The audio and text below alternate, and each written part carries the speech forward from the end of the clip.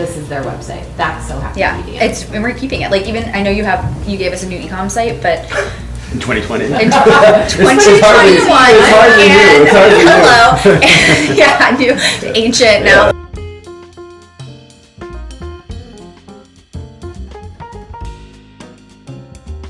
Hi everybody, welcome back to the Salon. My name is Taylor. I'm one of the co-founders of Happy Medium, and today we're talking about the most interesting stories across art and design.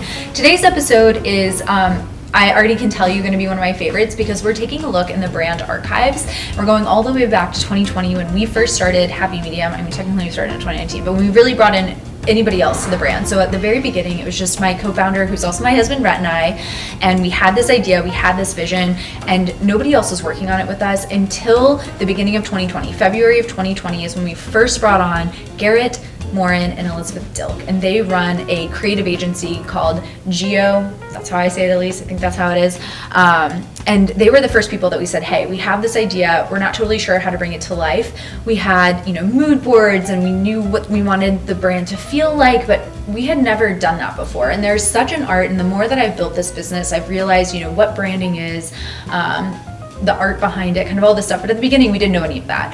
And so, as the story goes, which is a true story, I liquidated my 401k. My mom hated that, but I did it. And we put everything into the brand. And we didn't have a lot of money, but the one thing that we bought, so to speak, was working with Garrett and Elizabeth, working with them to bring Happy Medium to life. And so that's what this conversation is about. I think now, 5 years later, we actually have a brand to point to, some success under our belt, but I think a lot of that really has to do with Garrett and Elizabeth stepping in and helping us kind of articulate and define and teaching us a lot of things about branding.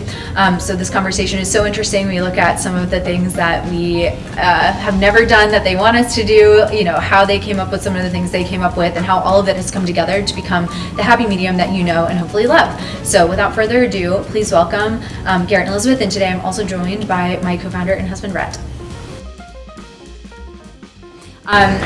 So excited to chat. Obviously, we work with you because we love everything you do, but today we just wanted to talk more about brand and branding, brand identity, all of that stuff. I think our customers and our audience are really curious about it too. They love our brand. I think as Happy Medium as a brand, our brand is pretty much the only thing that really defines us and kind of makes us stand out. So I wanted to take it back to the beginning, but first, who are y'all?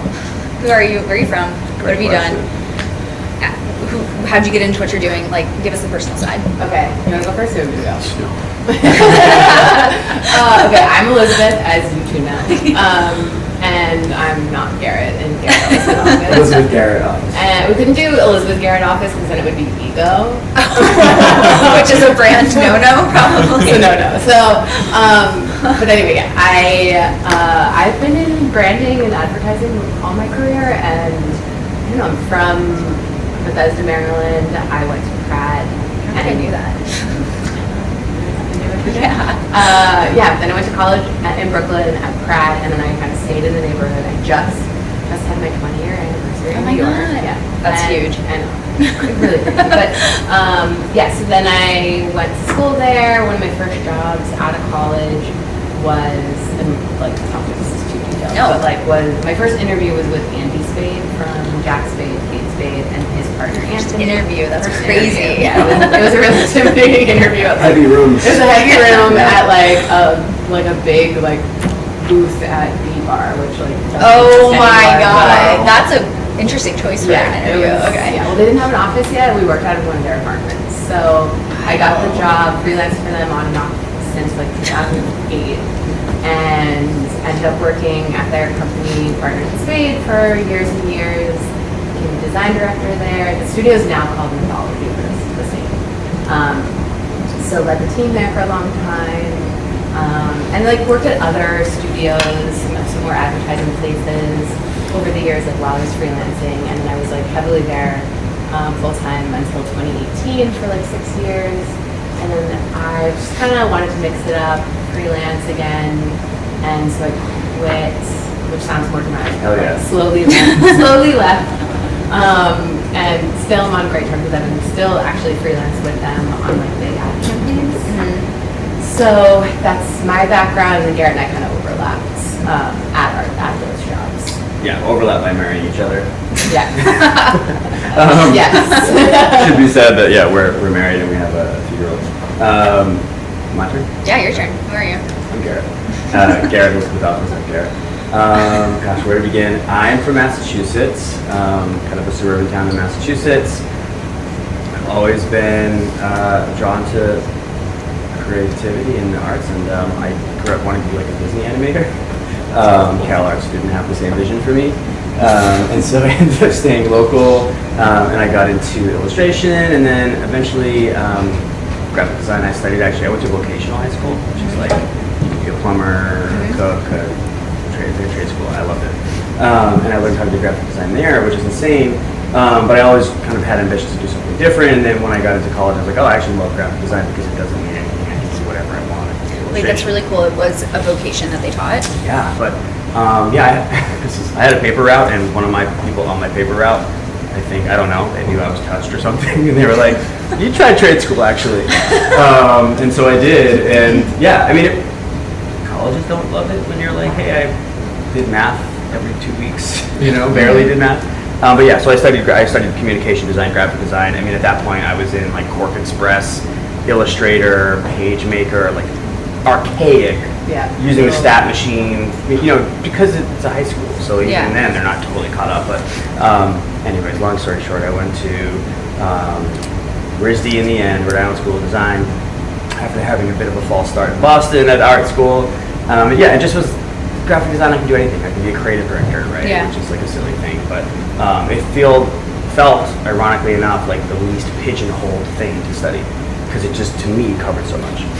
So then, I had a small studio called Part and Parcel with a partner of mine who's now creative director at Figma. If you go to like It's Nice That 2007 or 2007, maybe you'll see some Part and Parcel articles. And then I ended up as creative director at a startup called Harry's, which is a shaving company.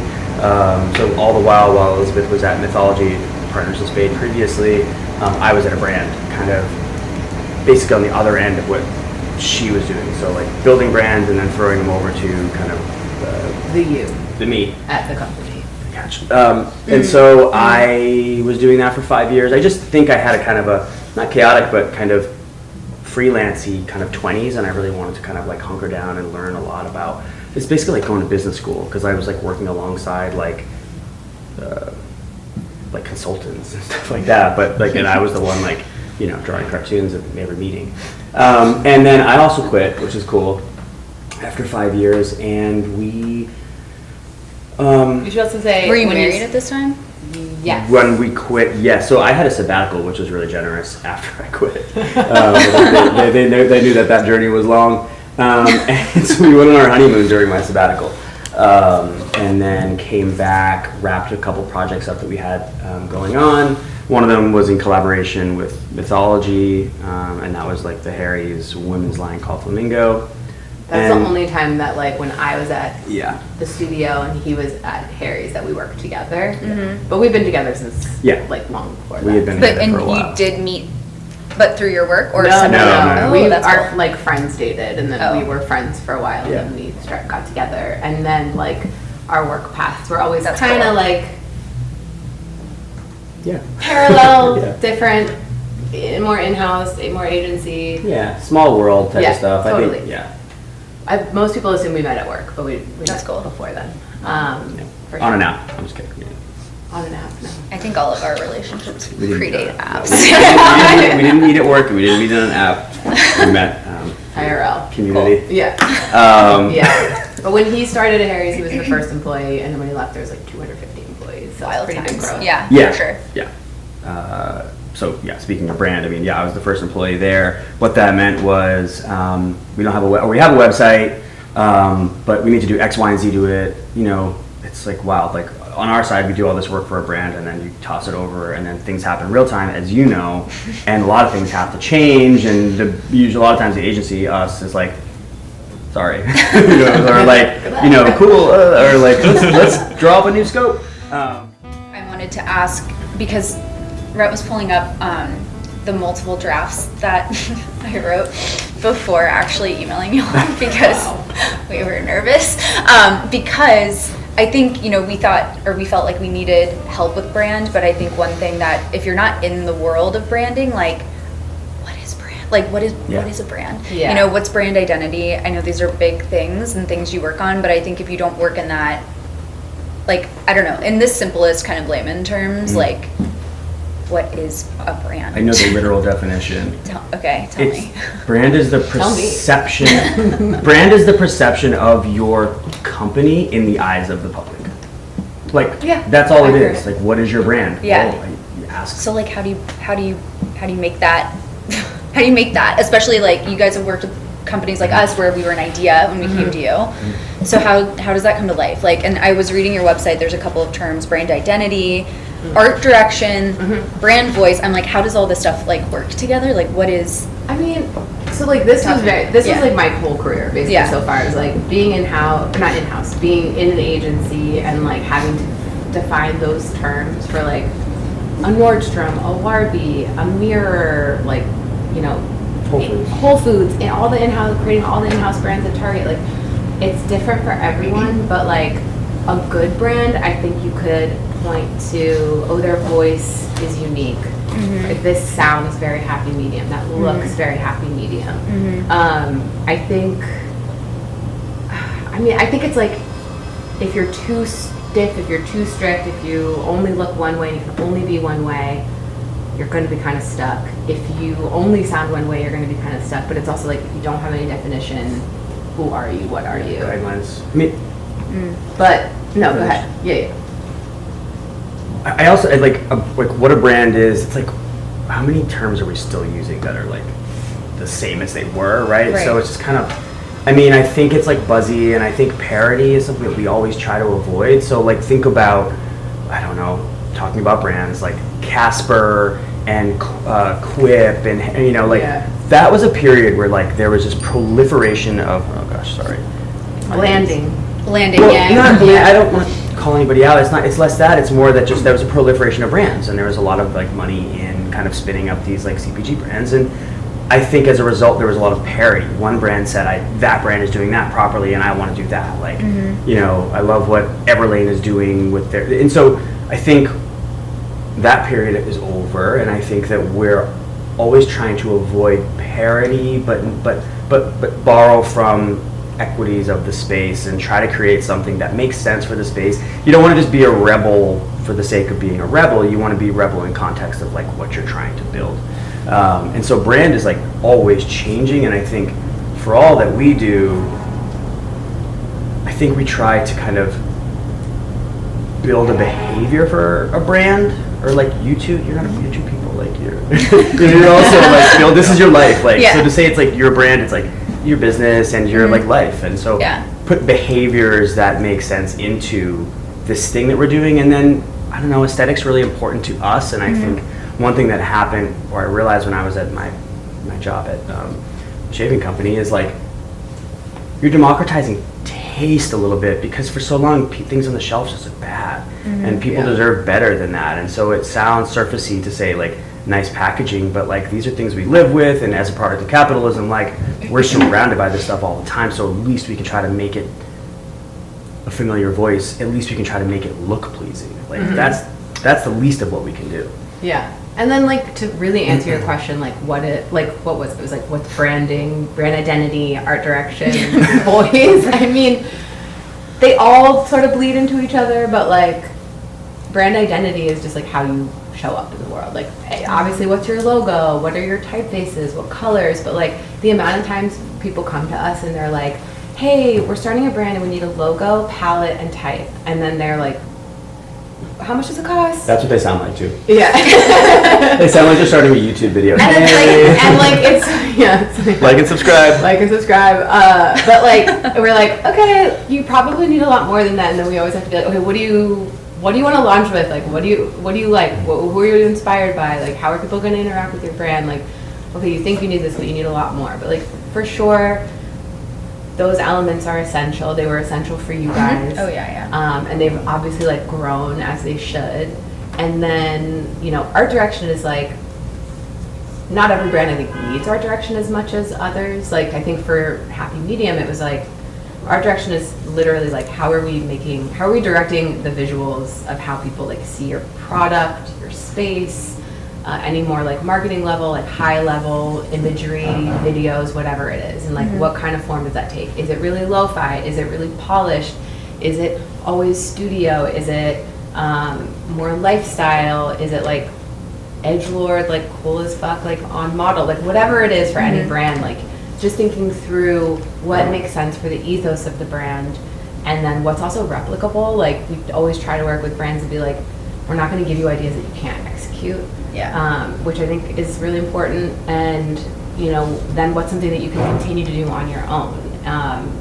And so like maybe that's hopefully a good explanation of art direction, but well, in terms of like art direction too, just to put a finer point on it, it's like someone who isn't like in the biz, they'd see something and they would know the vibe instantly, but they wouldn't know that it's flash. They wouldn't know that it's handheld. They wouldn't know that the styling was like oversized. Right. And so like, I don't know, creative direction is such like kind of like a weird term, but like it is kind of this like oversight of all of these elements that Elizabeth's describing and making sure that they match and that they fit. And if you like the vibe of this like real-time party room, like that was shot with flash, you know, just understanding the kind of mechanics of an aesthetic and then making sure it's right. What are the other elements that we have to bring in and how do those kind of play together? Does that make sense? And then brand voice, like we're not copywriters, like that's one area where we really do like creative direct as opposed to like execute. And so we have copywriters that we work with that we like love and trust. And in this case, shout out to Marissa Abel. Huge shout out.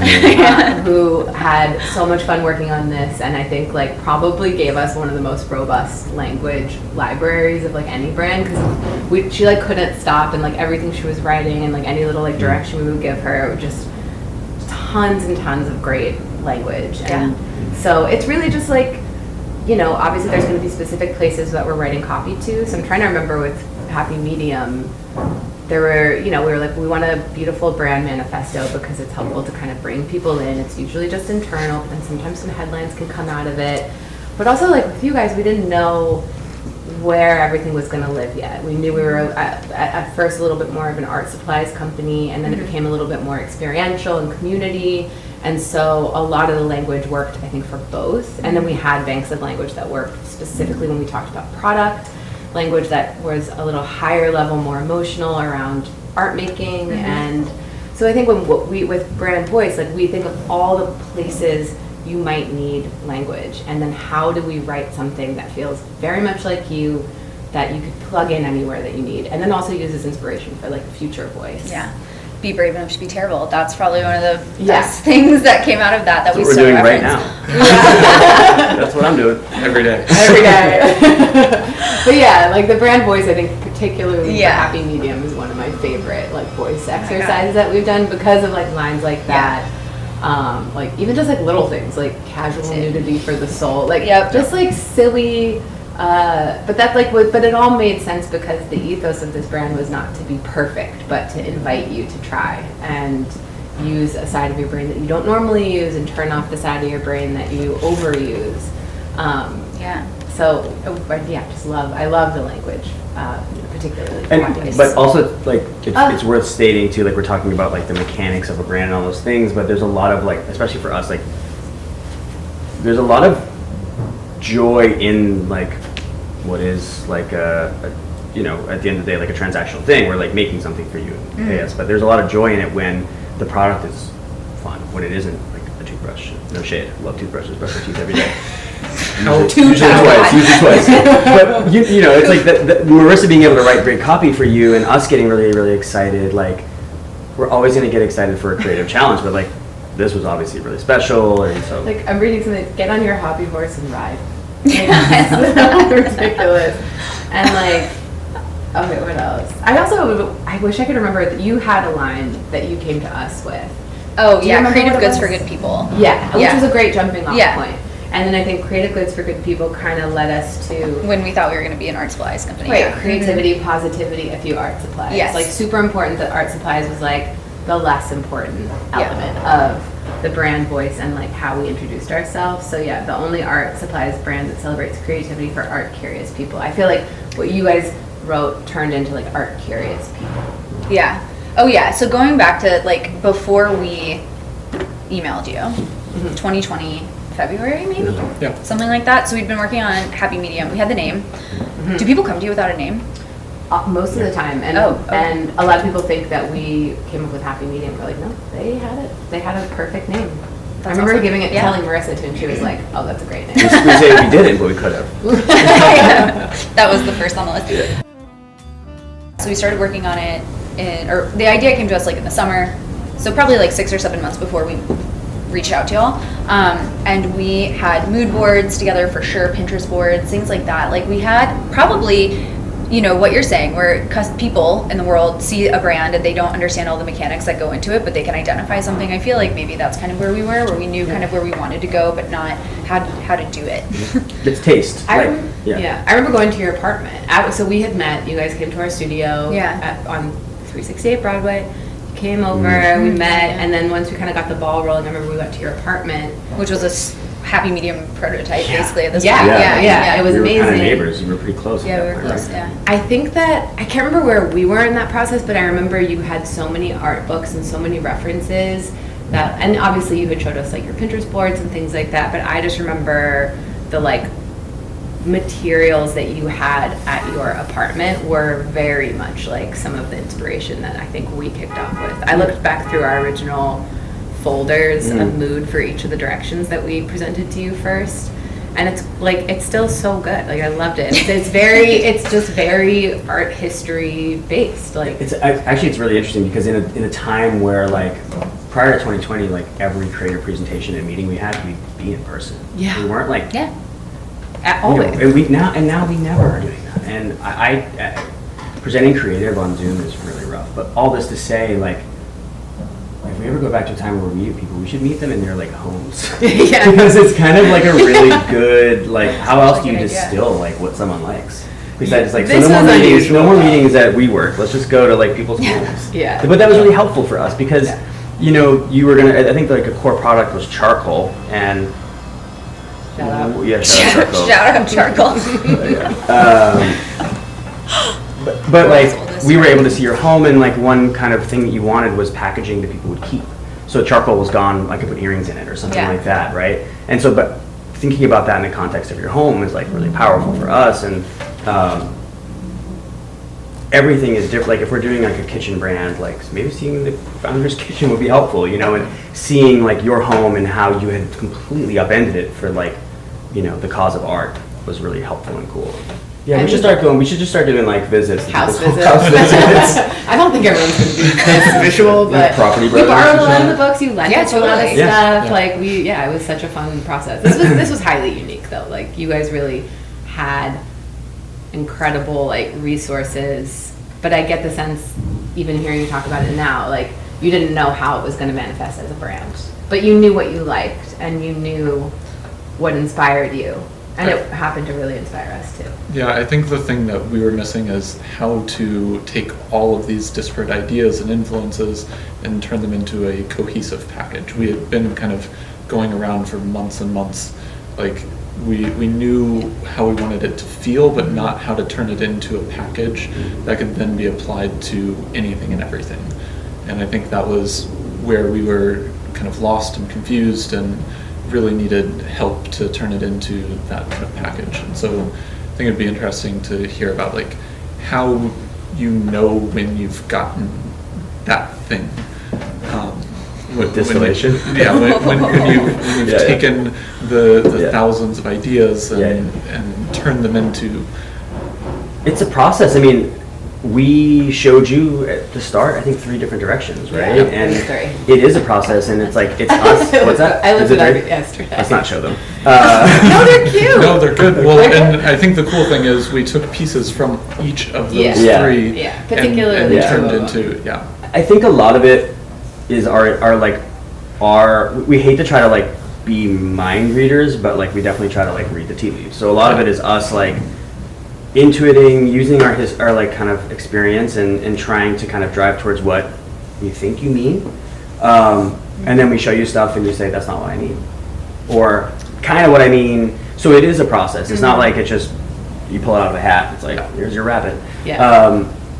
It is a process, and we do it together. And like the best projects that we have done, the projects that we're most proud of, is when not what we're doing is, like, hopefully it's good, but like you all are making really good decisions. Yeah. And that's not always the decision that, it's not always us. Like a lot of times we'll just do something that we think is cool, but it doesn't align with your vision.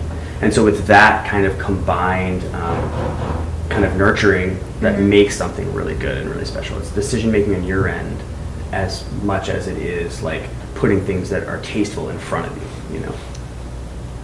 Okay. That makes sense. No notes. No, that makes a lot of sense. Yeah, no, like Because being, you would tell us your favorite, yes. Yeah. and it didn't always align necessarily with our favorite.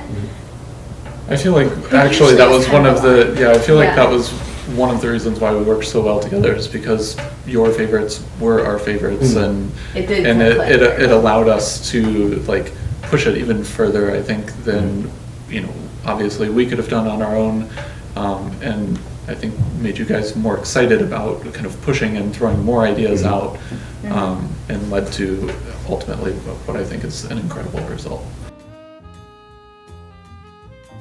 Yeah. What other brands, like our personal favorites? Obviously, you can't always reference them when you're working with clients because it depends on what they're doing. But do you have any top favorite brands? Definitely. I mean, we're not like, okay.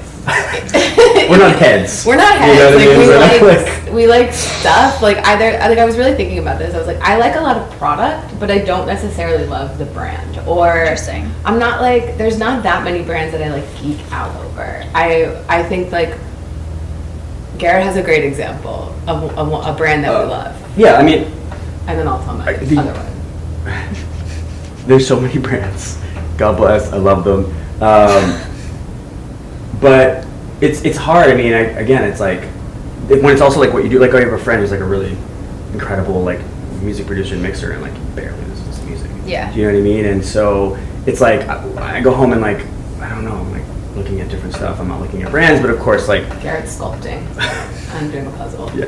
That's helpful. Sculpting while my hockey Or team loses. we're watching Housewives Yeah. and cooking. It's like those. Yeah. So, whatever. Doesn't matter. Brands are cool. I love brands. I think Dr. Bronner's is one that like came to mind because one, we use it every single day. We use the eucalyptus bar soap. Love the packet, like just a piece of paper wrapped Yeah. around it. Obviously, there's like other things. There's like milk cartons now with soap in it. But not only have they stuck by what they've done and they've done it really successfully, but like as a company, they have like really, really incredible policies. Like their entry-level salary is, I think, almost $28, which is like An hour. 70% higher than the California minimum wage. They have a cap on what their CEOs make. Their CEOs make like 5 to 1. The lowest paid Yeah. employee. It'll only ever make 5 times what the lowest paid employee makes. And they're like that at like another major company is literally almost 400 times. And so it's like 5 to 1 at Bronner's, 300 and 1,000 Which is to like, 1 at other companies, and you know, I don't know, like it. That's important and that's really cool, and you know that makes everything better. Well, one, I find it really interesting that, because we haven't talked about how policies shape brand. Have you guys ever helped brands like shape their policies? Because I think that's a really interesting. Certainly tried. I mean, Like- I think we've policies or Values? yeah, I guess more? right. Yeah. I mean, there's policy, there's values, there's behavior. I mean, maybe they're all just synonyms for one another. I'm not really sure, but we've certainly tried, and I think realistically, pragmatically, what we always come up against, or often come up against, is like a brand's margins and their ability to exist in this ecosystem. And so, you know, I think potentially as we move away from like packaged goods and into more like services and things like this, like then there's more opportunity, right? Because we're talking about what we're offering people outside of having something made and built. It's certainly something that we try to think about. I mean, I think I would say that's probably a little outside of what we're ever able to like Yeah. influence, But certainly we have It's a not brand. worked with people. Yeah, that's what I was right? gonna say. Like, what we can do edit. is like edit Yeah. who we work with Exactly. and people that are True, like true. trying Yeah. to like start like responsible businesses as much as they possibly can, and also like hiring practices. But yeah, that's really interesting. as Yeah, far as and we have been able to get in. I'm really conscious of the fact that like working at a CPG that was in the like men's grooming, like as I put a lot of like plastic and things into the world, I didn't do it, but you know. And so we always try to kind of think about how we can not do that with packaging. And I think one thing that's really great is there's far more resources to do that now, but the same as buying like an electric powered car. It's more expensive to do a paper pulp tray that is, you know, a tool and all these things than it is to just get something that's off the shelf. And so hopefully as the kind of world moves in that direction, everyone will be on the same page. It's always something we put forward. It Yeah. just oftentimes comes down to, you know, the pragmatic aspect of running a business. Yeah. Totally. Yeah. I mean, we feel that. That makes a lot Yeah. of sense. Yeah, Yeah, sure. obviously. Yeah. Yeah. But And then- Bronner's for life. Bronner's, Browners, is sick. Bronner's I is mean, sick. their information load. Have you ever read the label? 'Cause Yeah, of it's course. Incredible. What else do you do? Yeah, Like, yeah. you're waiting what for I your do. Yeah. conditioner sets. Like, I don't know what it says, to be honest. Like, I feel like I've read it a couple times, and I'm memorizing it. I'm trying to Okay, memorize I would it. love, like, It's yeah. like a little fever dream, but then Okay, there's like yeah. moments of like, okay, Yeah. okay, and then there's moments where like you lost me for a second on this paragraph, but it's a point of view. Yeah, Yeah. I think The only other, that's interesting. yeah, the other, like I think Yeah. like, for us, like brands, we're interested. It's like that. There's like a interesting point Yeah. of view, a story. I also love like Heaven, the Marc Jacobs brand. Yeah. I think it's like a favorite for me. The product doesn't even always resonate, but I just really love the brand. It started because there was like this girl who made like knockoff Marc Jacobs product, and he thought she was cool and was like, let's creative direct something together. And then they made this brand where they collaborate with a million other cool brands. Their stores are really unique and they feel like them. Like you just know you're in like a Heaven store. There's like Siamese Dream poster. There's vintage milk fed shirts. Like it's just so singular, and it feels like a very strong point of view. And I also just like the aesthetics that the Ava Nuri, I think, is like interested in it. Just so it's interesting to me, but I just love the idea of like a big creative director being like, let's give something to somebody who thinks a little differently, but can run with my money and make something really fucking cool. And just behaviorally too, thinking about the shops that you're describing. Like, Yeah. it's not all like custom build outs and this and that. It's like, yeah, there's a really sick like, Sotsis inspired shelf or something like that, but then there's a Siamese Dream poster. And so like, you're learning about the brand's point of view, Exactly. instead of having like, the same sconces or these, like, you know what I mean? It's, Yeah. sconces rule, but like, how do you mix and match and like create the, creative direct that experience for a customer so that they truly understand where you're coming from. Yeah. You know? Exactly. And like just who do you align with? Like the little like Mike Kelly bears, like whatever. Yeah. Like Yeah. just finding these little touch points that people resonate with. I just think it's more of a behavior than I'm interested Also, in. the brand is like teaching you something because, Yeah. thinking about all those reference points, I mean, they're clearly like the 90s, and I'm pretty sure that a lot of people shopping there were born in 90s, and so they're not, and so you're going there and you're also learning, like Mike Kelly, oh God, Sonic Youth, like, anytime a brand can bring you more than just like a product is also really, really Yeah. important, and I think brands try to, but not all brands can. Totally. So maybe that's an answer, is like brands that can give you more than just like what they're making and selling. Right. It's kind of scary sometimes to like not pigeonhole yourself necessarily, but take like a very specific creative stance because you feel in a way that maybe you're like not speaking to a wide breadth of customers, which is counterintuitive to what you should be doing. Like you actually you can't be everything to everybody because Right. that's where we get into that kind of like you get washed out, like what's your point of view, you lose that. So I know, and speaking to other founders, like that is always the question of like, well, does this make me too specific or too niche or whatever? But I do think that actually defines a brand better in a way. Do you feel like it's hard with Happy Medium to define? Because in my perception of this brand is like you kind of are blessed with like this crazy rich world, Yeah. where you can go a million different ways. Like when you're Yeah. in the art, like No, I honestly, I don't feel that way. I was thinking more Hill House. I was at Hill House Yeah. before this, Right. and Hill House has a beautiful and also very rich world, but very feminine and very specific. Everything from like the brand expression to the products, and that's something where it's like, oh, but and not even that we like talked about this behind the scenes or anything, but you know, other people are like, oh, I hate this because it's so femme and not me, and it's like, oh, okay, well that's great. Like then we know that we're not like good for each other necessarily. Right. But I guess just talking to other founders when they're in the more of the like brand ideation stage of trying to cater to everybody because they believe their vision can cater to everybody, and I think that's where you kind of then lose any sort of point of view. Yeah. Yeah. I mean- no, happy medium is. You're Don't- blessed. We're so blessed. Don't try to start a business you don't actually care about. Also, Like, don't try to Yes, start a business Say cynically. that. What? Say that.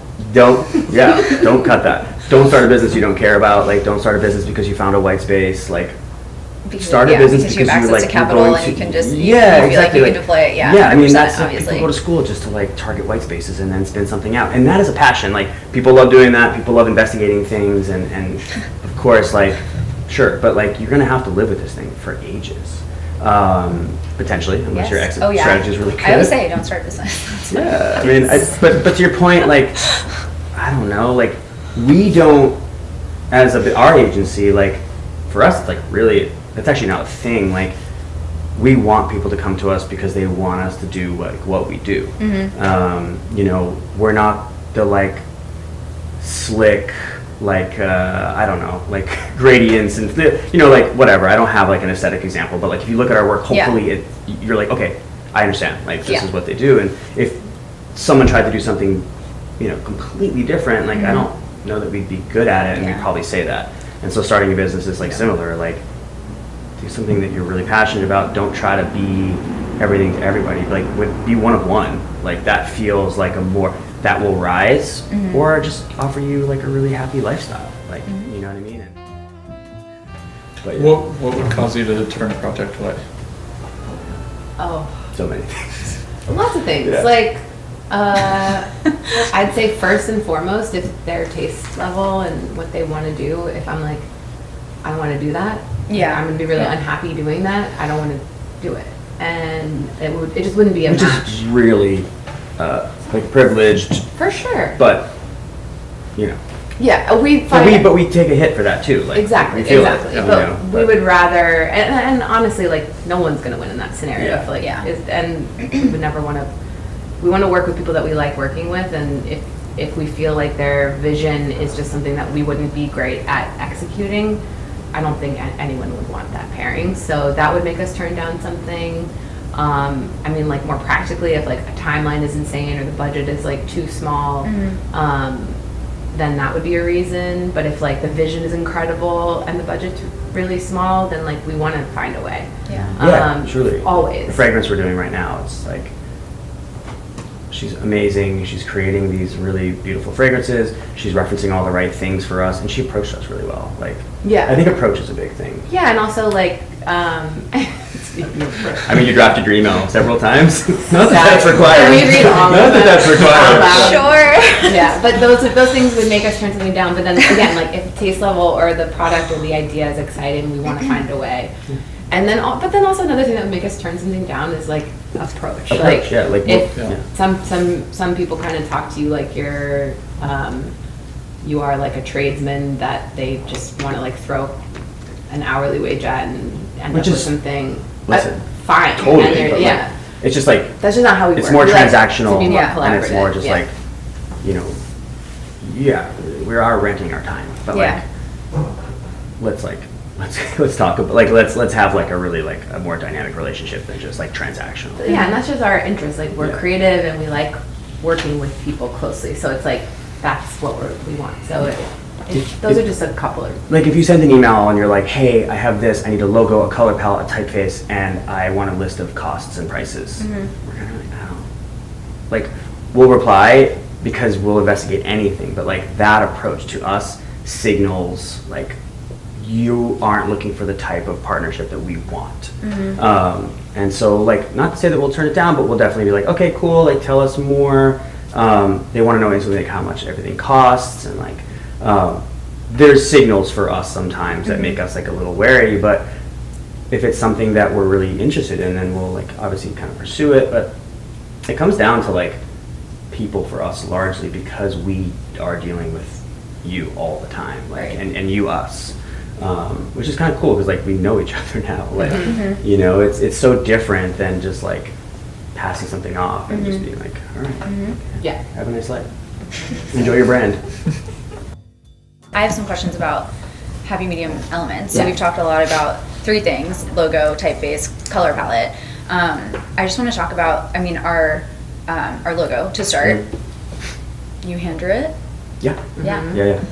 Talk to me about that. I think our references were like artist signatures for our logo. Yeah. So how did you take that? Not vague necessarily, Yeah. but that's a broad Yeah. topic. And what were you thinking about when you're kind of going, you know, what are like the qualities for you of like a Yeah. good logo? And by the way, in our brand guidelines, which we will put kind of like, you showed us how we can and can't use it in terms Sure. of like outlining it and italicizing it and how, you know, how it needs to be aligned and all of that type of stuff. So yeah, talk to me about that, because it's definitely a very important part of our brand. Yeah. Yeah. But it's also like by design, like not the most typical logo. Like it's not For the sure. most Yeah.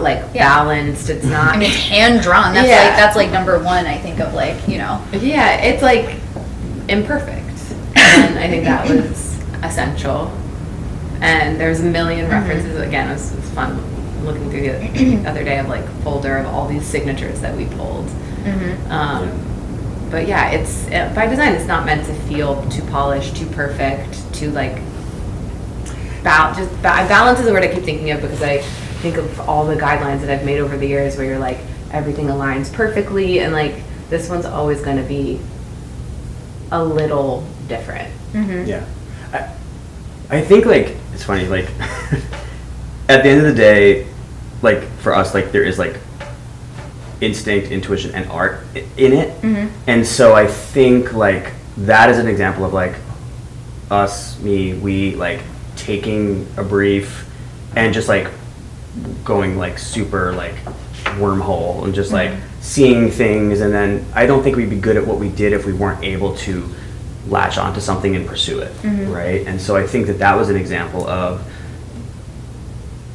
us seeing different kinds of artist signatures, dealing with legibility, is it too brushy, like just is it going to replicate well, and you know, it's not living on paintings, it's living on a brand. And so like, you know, without like stealing any valor, like how do we come up with something that like feels like a person or feels like a signature? And so that was kind of where we came from, and then just again identifying forms and shapes that we liked within an artist's signature. And yeah, it was a little bit like I don't know, there is magic in it, like you know, there is like artist's way, right? There is some kind of like God figure sometimes, as crazy as that sounds, like there is some kind of driving force that you just go with, you don't fight against it. Also, like because divinity, it was divinity. Oh, I love that. We're blessed. Also, like this brand was different in that it was inspired by artist signatures. So we're like, okay, let's do versions of the logo where it's just H medium. Like, Did you do multiple versions? Oh, yeah. I don't think we saw other. I'm sure you didn't logo see other versions. ones Yeah. from that direction. Yeah. Yeah. Because we did versions that like were more painterly, and maybe they wouldn't replicate as well. And like remember at the time too, we were thinking a little bit more about like physical product. And Yeah. so it was like, Yeah. how is this going to print or be like embossed True. or whatever? Yeah, So yeah. like it couldn't be too brushy or too charcoaly or too broken up. But yeah, because it was inspired by that, you didn't ask us for like H medium or like the little HM, but we're like, let's try Yeah. some shorthands Yeah, that literally because it is feel a signature, little yeah. bit more like a signature. Yeah. Like if you see a painting and it's like To that point too, Okay. around like packaging and embossing and stuff, I think that like a filter for us always, when appropriate, is for something to feel like, where did this come from? Yeah. Like traveled, I think is the Yeah. term that we use. Like, Yeah. Yep. and I think that we felt like we probably said that to you. Oh yeah, Just we like, use that a lot. Yeah. Travel. Okay, Yeah, cool. for sure. It has been traveled. traveled. Yeah. Yeah, DM. But it felt, you know, you're thinking about all these things while you're literally like, you know, I probably had my tongue it, out and I'm just like do it, drawing. I know. And, you know, I wish. Let me see, can I see it anywhere? Anyways, you're thinking about you're thinking or you're choosing not to think about all these like end applications when you're literally drawing something by hand. But then also like that's good to have that context. Like how is it going to feel like timeless and traveled and all these things that we like in like Bronner's. Where the hell did Bronner's come from? Like where did that come from? California. But you know what I mean? Like PageMaker. It's like you couldn't point to Bronner's and be like, oh, this is influenced by X, Y, and Z. Like, Yeah. you know, it's, and not to say that happy medium is that singular, no shade, but like what we did isn't as singular. Yeah. But, you know, having it feel like it just makes perfect sense and came out of nowhere is like Yeah. something that we, like Faccia Bruto might be kind of like a good example of something that we've worked on that feels similar to happy medium, where it's like, You're like, is this old? Is this new? Yeah. I don't know. Yeah. Like, Yeah. was it revamped? Somebody find an old brand and like freshen it up like that. Yeah. Yeah. Not every brand gets away with that. Not every brand needs that. Yeah. But like, it's fun when you can make something that feels a little Yeah. found or rediscovered or something. yeah. And that I think speaks to our like taste and our desire. Like, that's why I'm saying like we're not going to be necessarily like the gradients agency. Yeah. We're the like, where did this come from? It's been here all of my life Yeah. agency. Yeah. Typography, related, kind of, have to live together. Yeah. We did, so we used Panama Mhm. and we used GT America. We had another one. What was that one called? There was Trailers. Oh, trailers. Trailers. Yeah. Yeah. Trailers. Which I still love. I but still we don't love use that it one anymore. That one was a little trickier to work with. Okay, I think, okay. I have to say. Yeah. Life is long. You Yeah. know, you need But I think that's typeface a really that good works. example Yeah. of like when you set off and make a brand, like you have the Yeah. best intentions and you want to set your Yeah. the company up with like what they need, but it evolves and over time Yeah. you're like, Yeah. we don't really need all of Yeah. these. We're adding Rhett's script, like his Oh, handwriting, nice. as kind of also some brand elements. That's Yeah. also the interesting thing of like, Yeah, there's room. I always think about you guys when we make a brand decision because I'm like, oh my god, are they gonna like it? We're still here. I like see you, yeah, when we post something, if you guys There's like like it on 20 Instagram or emails something, drafted like, that we okay. haven't received. For sure. Yeah, because you are still involved, and like I think our speaking of logos, Happy Medium Smalls, which by the way, Cleo, y'all's daughter, Yep. is the face of Happy Medium Smalls. Is what we The hands. like, the hands, yeah, that face up there. But Listen, we have to bring her back to another class. Yeah. Or she hasn't actually been to a class. no, she just because came she in did the and drew. opening. Yeah, and she came in and drew, and then we used some of her art for that. But Yeah, we amazing. went back to you because that was our next Oh, yeah. brand, or like a sub brand, which for us. When we think of brand, we're like, okay, we want it to be 16 and up because there's tons of stuff for kids. And so that's like a brand decision where it comes to us and we're like, oh yeah, but Happy Medium Smalls. Then we went back and we did see 3 different logo variations for that one Yeah. and picked one. Typography, I'm assuming that's one of the most common things too that you provide for brands because Yeah. that world, that's crazy because that's really like, there's so many options and it's more of a curation and Yeah. how do you put 2 things together Yeah. and I don't think we ever would have like put those 2 things together, the Panama and the That to Yeah. me is just like reps. It's like time and reps. It's like we've just looked at enough. Yeah. We can look at something quickly and be like, oof, this is a little too trendy, or like this is a little Yeah. too. I see this too often. Like Yeah. that is one thing that I do think kind of comes down to a little bit experience. Yeah. Yeah. And just like reps. Yeah. Yeah, well, yeah, and also that thing we're talking about as like with art direction. It's Mm-hmm. the same as art direction, where it's like, okay, how do we make this feel the way that Yeah. we know that like Yeah. Taylor and Rhett want this to feel? And type is just another tool to do that, right? So it's type, image, illustration, color. So type is how we do that. I mean, Paul Rand famously used like 5 typefaces, 3 typefaces, right? I think a lot of the like older like graphic designers, the ones people nerd out over, they would use the same 3 to 5 typefaces. And they lived in a very different world. It was slower to make work. There were less brands, all these things. But it's kind of still important to think about that history because I also remember the moment when we were making Happy Medium in 2020. It was like things were getting more psychedelic, you know? And if you remember, Oh, like, version 1, yeah, we had a second Direction Yeah. one was Yeah. a little Direction more 1 was psychedelic. like, 20 full on mushrooms. And Yeah. everything. And I Yeah. think that's the one we took the least from. Yeah. Oh, 100%. By Yeah, it was far. the 2 and 3 that we kind Yeah. of mixed. but as designers, like you get excited about new trends and you like, but it's like you learn to quiet those voices and take from them what you want or need.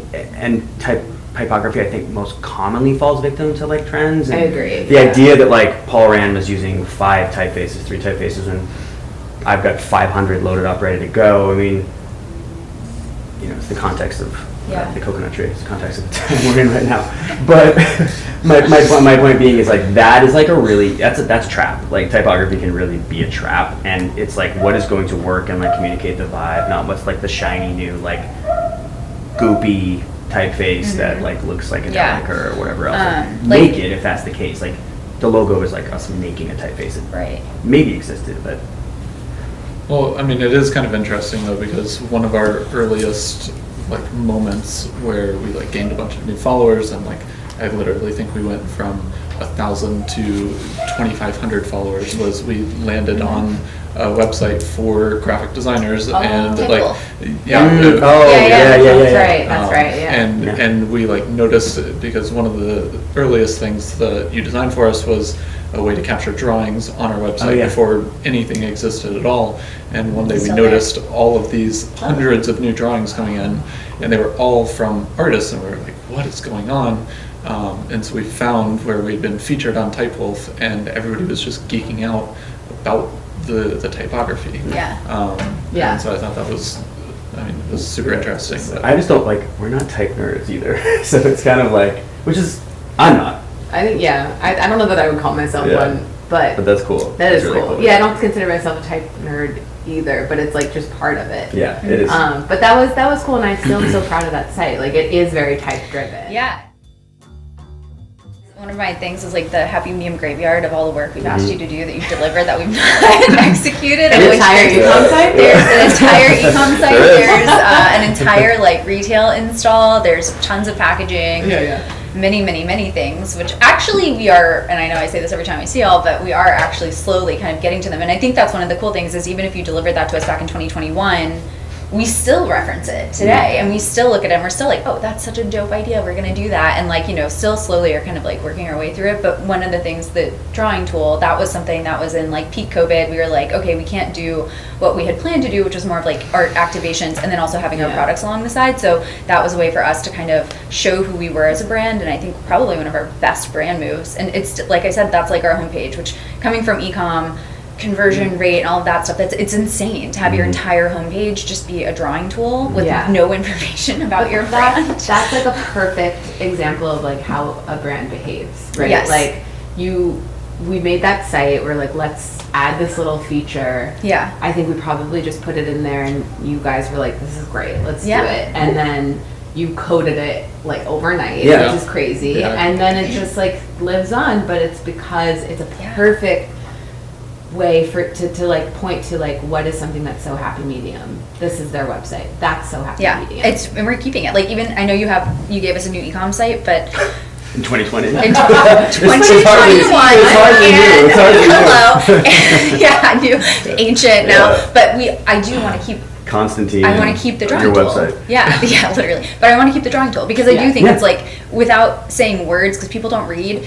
It tells you how to behave, and it tells Yeah. you what we expect from you. We don't give a fuck if you buy a ticket or not. I mean, we do. Please buy tickets, but we want you to draw. Yeah. Like, and we just want Yeah. you to make art. And like, Yeah. if you do that, amazing. And like, you're part of the club. Like, that's it. You And know? just like not to like call it like lightning in a bottle, but like Smalls is an example and the website is an example. Mm-hmm. You guys sometimes like work fast.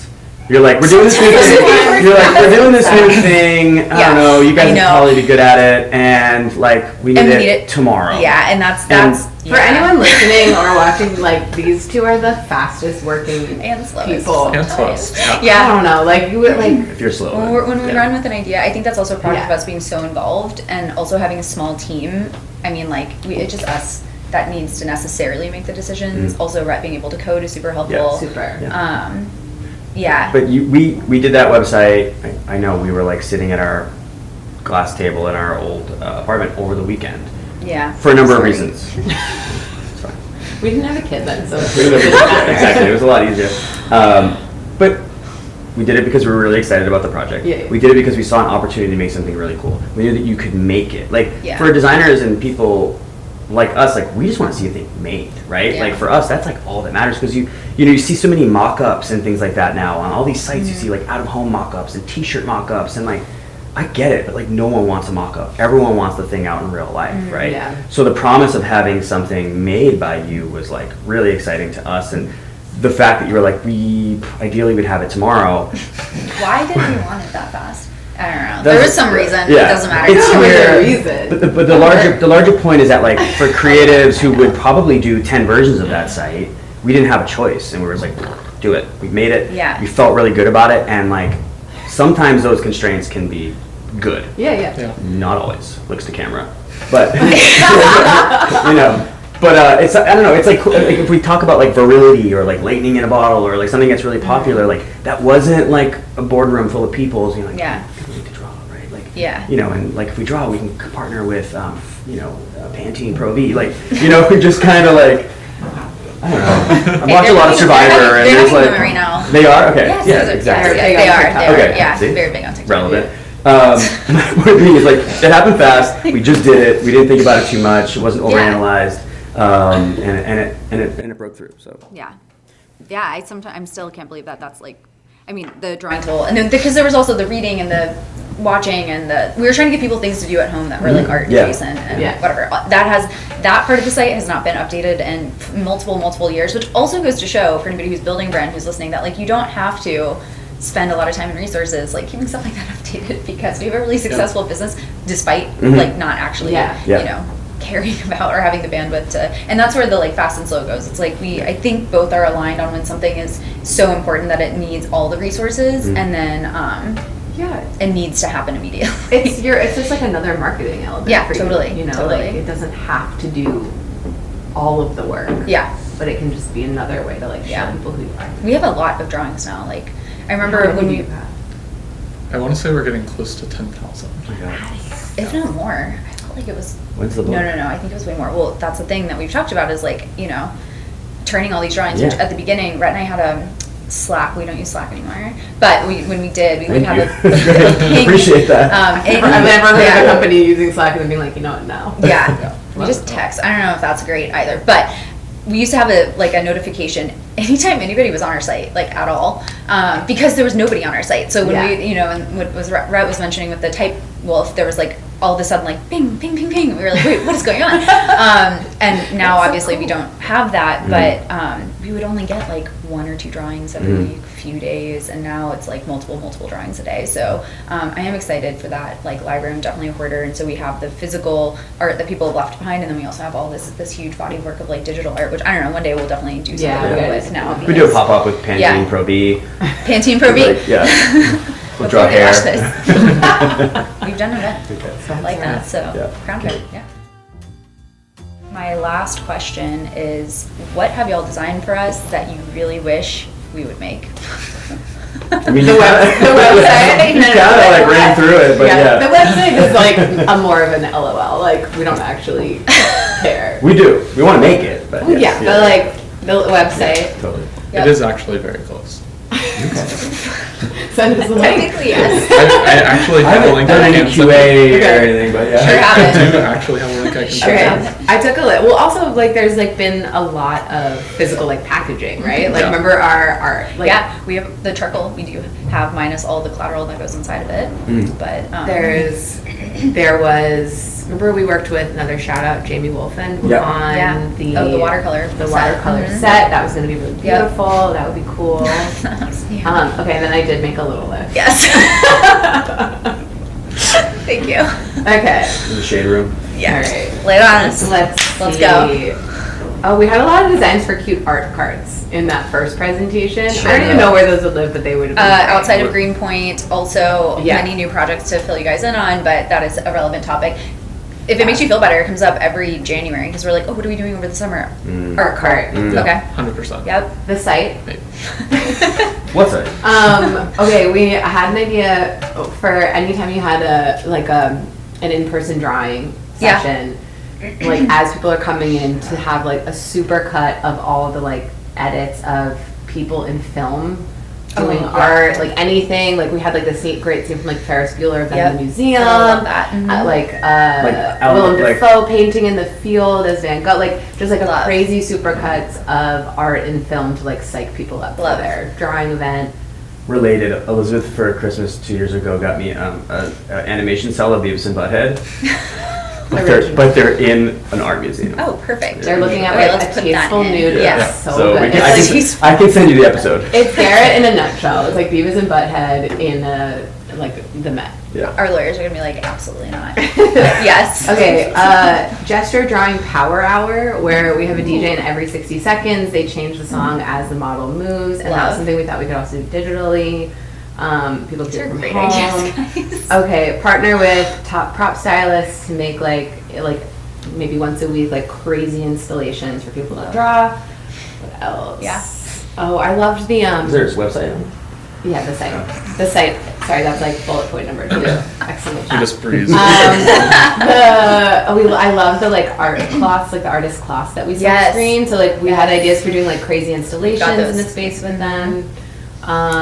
Remember like do silk screen takeaways where people can come in, or when they're leaving they can like put a poster down. There's like a ton of Love screens that. and they can make their own poster before they leave. We have the long sleeve merch with like paint splatters all over it. Yeah, we wanted the silk screen. The giant ionic column check-in desk. Yep.